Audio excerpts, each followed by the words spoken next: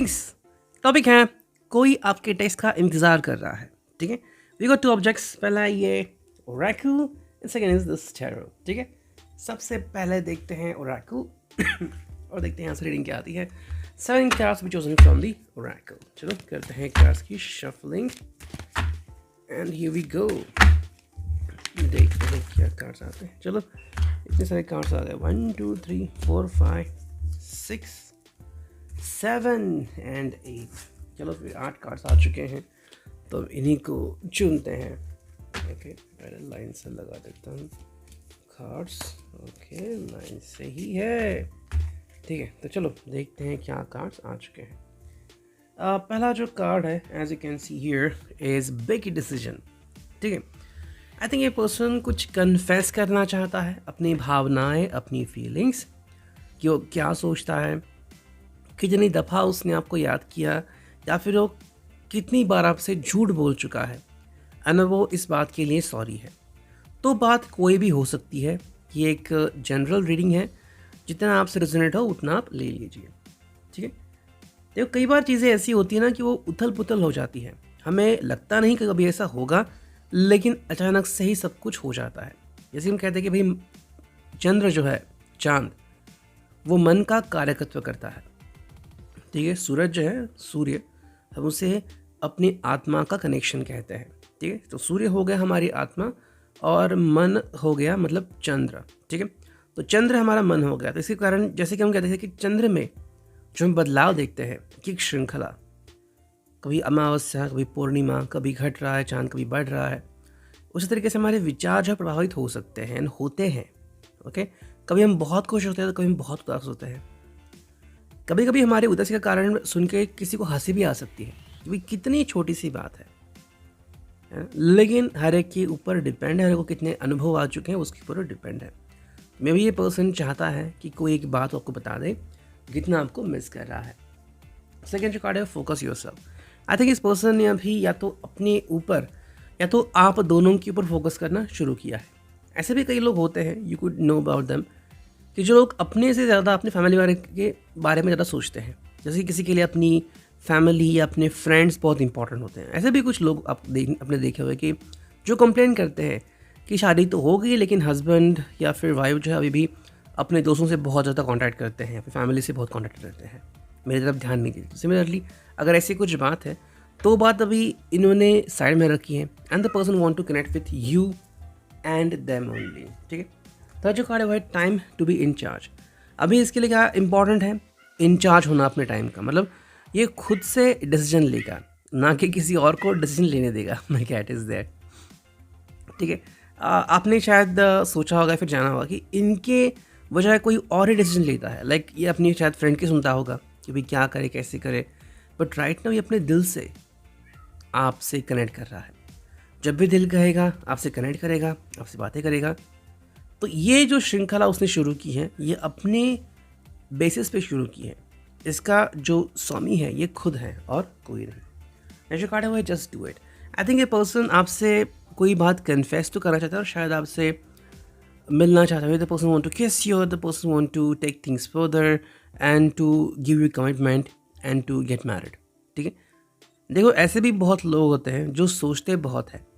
कई बार आपने सुना होगा कि किसी किसी का अफेयर बहुत सालों तक चलता है। हालांकि अगर वो सक्सेसफुल रहा तो उनके लिए एक बहुत बड़ी लिस्ट बनती कि भाई we are the one who have spent 6 years और 10 years in relationship and now we are married. ठीक है, तो यहाँ पे ये पर्सन जो है वो बस कह रहा है कि हाँ भाई मुझे जो बात करनी है तो मैं कहूँगा, and I just want to take things further. तो अगर ऐसी बात है जिसके बारे में आप सोच रहे थे तो ये हो सकता है। जो कार्ड है वो है look into your heart. Sir, इसके दिल में क्या है ये अभी आपको बताना चाहता है। अगर इसने सच में किसी बात की फिक्र की है, फीलिंग्स है, तो ये चाहता है कि भाई आप भी इसको जाने कि सच में ये फिक्र करता है आपकी। The person really cares about you. लेकिन जिसमें कहते हैं कि किसी के दिल में झांकना ऑलमोस्ट इम्पॉसिबल है। दिल की धड़कन तो सुन सकते हैं बाहर से, लेकिन दिल में कैसे घुसोगे? ओके, तो ये आपके इमोशंस के ऊपर डिपेंड है। Next is nobody knows what will happen next. इनको कुछ पता नहीं कि क्या होगा आगे। ठीक है, आप इनका मैसेज रीड करोगे, आपने इनको ब्लॉक करके रखा हुआ है, आप इनको मिलना चाहते हो, you want to send them ILU kind of text, तो इनको कुछ भी पता नहीं है, लेकिन बेसब्री से इंतज़ार कर रहे हैं। Move forward with confidence and जो फिनाले कार्ड है वो है यू हैव द स्ट्रेंथ। कोई भी नेगेटिव कार्ड इसमें नहीं आ गया है, दोनों जो कार्ड है वो वही बताते हैं कि भाई कॉन्फिडेंस के साथ आगे बढ़ो, बिल्कुल बेझिझक होकर आगे बढ़ो। अगर तुम्हारा दिल सच्चा है तो सामने वाला पर्सन भी तुम्हें सच्चे दिल से ही जवाब देगा। एंड आपके अंदर स्ट्रेंथ है, ये पर्सन स्ट्रेंथ लेके आगे बढ़ रहा है कि भाई चलो जो होगा देखा जाएगा, या तो वो मुझे गालियाँ देंगे या तो वो मुझे प्रेज करेंगे, भाई yes I also have feelings for you. ठीक है, एक्सक्यूज मी। इतना रीडिंग रिगार्डिंग दी ओरेकल के टैरो से हमें क्या रीडिंग मिलती है। ठीक है, ऑलमोस्ट 6 मिनट्स हो चुके हैं, देखते हैं टैरो से हमें क्या रीडिंग मिलती है। ओके चलो, ओके 1 2 3 4 5 एंड 6, चलो 6 कार्ड ले लिए हमने 5 की जगह। ओके, तो देखते हैं अभी क्या रीडिंग आता है। Here we go. ओके, तो पहला कार्ड जो आ चुका है वो है द डेविल कैप्रिकॉर्न। अब इस डेविल का आप बिल्कुल भी नेगेटिव मीनिंग मत निकाल लो। दिस इज द कैप्रिकॉर्न यानी कि मकर राशि। ठीक है, एंड ये जो मकर राशि वाला पर्सन जो है ये आता है अर्थ साइन में, यानी कि रूट साइन, टॉरस और वो कैप्रिकॉर्न। तो ये वो कैप्रिकॉर्न है, यहाँ पे ये बहुत ज़िद्दी है। ठीक है, ज़िद्दी हिसाब से ये है कि अगर आप काफ़ी दिनों से अगर आपने बातचीत नहीं की है तो ये पर्सन फाइनली ये जो अबोला है या फिर जिसे कहते हैं कि भाई नो कम्युनिकेशन वाला जो एक होल्ड है वो तोड़ना चाहता है, बैरियर तोड़ना चाहता है कि भाई मैं तो कम्युनिकेट करके ही रहूँगा, मुझे रोक के दिखाओ। Okay, kind of thing. This person is trying to reach out to you, आप तक पहुँचने की कोशिश करना चाहता है। अब ऐसे भी कुछ आ सकते हैं मुझे कमेंट्स कि भाई हमारे तो लवर ने, हमारे तो पर्सन ने मुझे नहीं मैसेज किया, तो भाई ये जनरल रीडिंग है। ओके, वरना फिर सबके लिए रेजोनेट होता तो भाई क्या कहते हैं इसको। ओके, जिसको जितना होगा वो देखे। ठीक है, this is about the specific exclusively about the Capricorn. Okay, now जो सेकंड कार्ड है वो है दी एम्प्रेस। वाह, बहुत ही ब्यूटीफुल कार्ड आ गया। देखो एम्प्रेस का जो मतलब है ये एक्चुअली एम्परर के बाद आती है एम्प्रेस, तो एम्प्रेस को भी बहुत इंपॉर्टेंस होते हैं। ओके, एंड एम्प्रेस का मतलब है यहाँ पे कि भाई ये पर्सन दिल से आपको अपनाना चाहता है। हाँ, ये पर्सन बहुत प्यारा है, दिल से बहुत ही अच्छा है।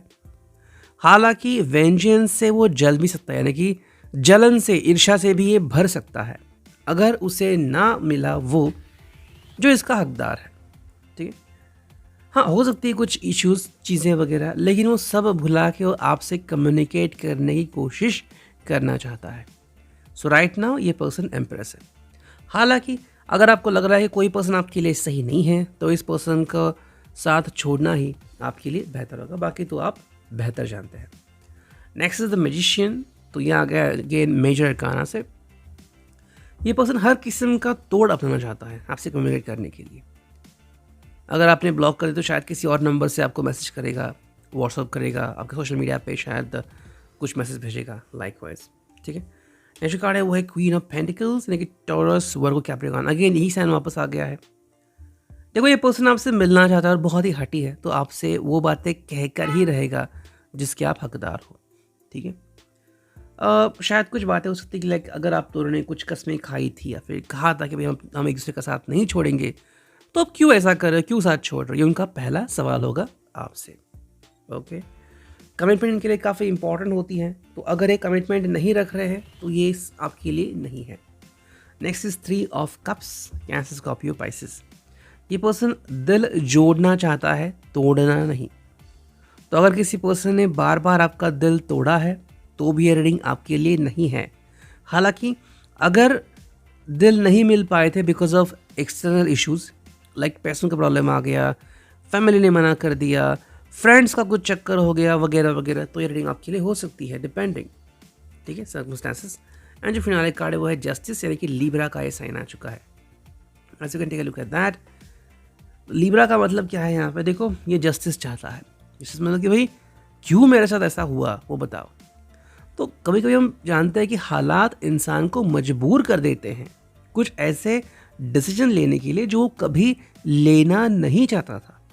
ओके, जैसे कि आज भी आपको लोग मिले कहते होंगे कि भाई मुझे तो साइंस साइड लेनी थी लेकिन डैड के कहने पे इंजीनियरिंग ली, अब तो मेरा मन नहीं लग रहा। ओके, सिमिलरली पर्सन जस्टिस चाहता है कि भाई हुआ कुछ, चलो छोड़ दो, now I want you back in my life. तो कहीं ना कहीं कोई मैसेज होगा। अब मैसेज शायद अलग अलग तरीके के हो सकते हैं, या तो कम्युनिकेशन के, या तो कॉन्टैक्ट किया, तो कम बैक, या फिर आई एम सॉरी, ऐसा कोई मैसेज हो सकता है डिपेंडिंग। तो अगर आपसे रिजल्ट होता है, do share, like, subscribe. Okay, I hope this will resonate. Thank you.